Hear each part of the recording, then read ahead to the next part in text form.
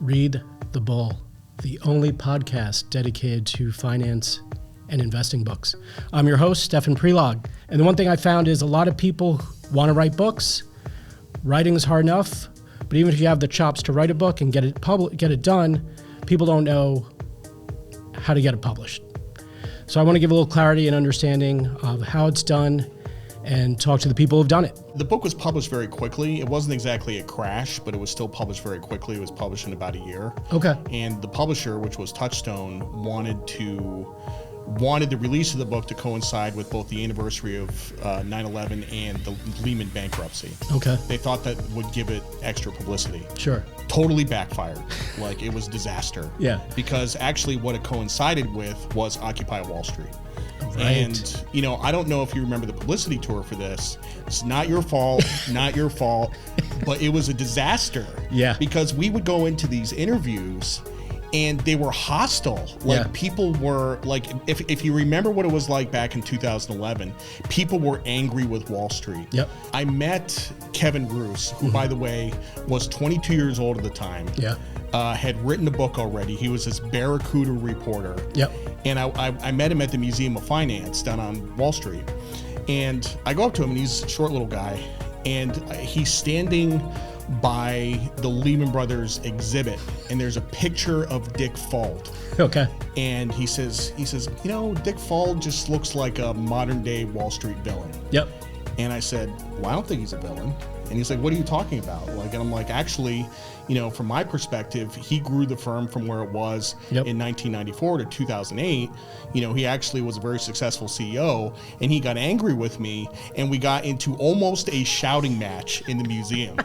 So at the end of this interview, I'm like, I'm toast, like that. And another thing he said was, he's like, so you disagree with my boss, who was Andrew Ross Sorkin, who had just written Too Big to Fail? Too Big to Fail, right. And so I thought I was toast. This was a hedge fund. It was a $20 billion hedge fund, and its whole business model was screwing sell-side traders. Okay. So what they would do is they would create a liquidity air pocket. So they would buy, let's say, XLE, the energy ETF, right, and they had like 3 or 4 traders, and they would all call different banks at the same time and buy it at the same time. And of course, all the ETF traders go to hedge, right, and it goes up like 2% on a frozen rope, and nobody gets any of their hedges off. Right. And they, that was their whole business model. They didn't actually do any investing. Yeah, so Jay Knight started out as a rate sales guy on the Treasury desk. And what does that mean? Interest rates. Okay. And so Treasury bonds. Right. And he was out of Harvard. He graduated from Harvard, and he was basically an apprentice to an older sales trader. And when that sales trader retired, he asked if he could be trading bonds. Mm-hmm. So they put him on trading the 2-year note. So he was trading the 2-year note. Now, 2-year notes don't move around a lot. Okay. Right. And a 2-year note trader doesn't typically make much money, like maybe $3 or $4 million a year. Not personally, I mean for the firm. Okay. That's how much they make for the firm. It's not that much money. They mostly do it as a service to their clients. It's really like a loss leader. And at the end of the year, he had made $20 million. Wow. And basically, he hid all the P&L. He reserved it. Mm-hmm. And on the last day of the year, he flashed it, and he was up $20 million. So his manager said, gosh, what the hell are you doing? Right. And he's like, well, I've been doing some prop trades here and there. And, look, I made $20 million. And they're like, well, we want you to stop doing that. And he says, okay, I quit. That's it. And they're like, all right, let's talk about this for a second. So then they made him a prop trader, but he was only like 24 years old. Right. And they put somebody in charge of like supervising him, but he kept making more and more money. He made like $40 million a year, $60 million a year. Wow. And then he says, I want to move to Miami. I want to trade for Miami. Right.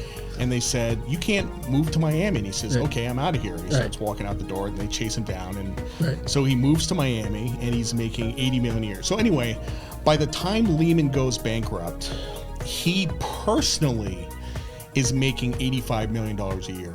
He was making 15% of his profits. He was making $500 million a year for the firm. Yeah. And it was just one guy in his flip-flops in Miami.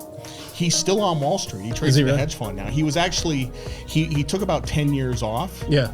But he's back trading again. And that's his real name, Jay Knight? No, it's not. Okay. Yeah. They did a number of things for the patients there. They had like pet therapy. They were bringing dogs, and they had all this shit. And they had this woman come in to do like a writing therapy, I guess. And I was in my room, and one of the nurses came by and said, you should really go to this. I'm like, I don't want to go. And she said, no, you should really go to this. So the woman was Siri Hustvedt, who's a very famous author. Mm-hmm. So I was in there with like 10 or 12 other people, and she had us do a writing exercise. I gave it to her, and she said, you should be a writer.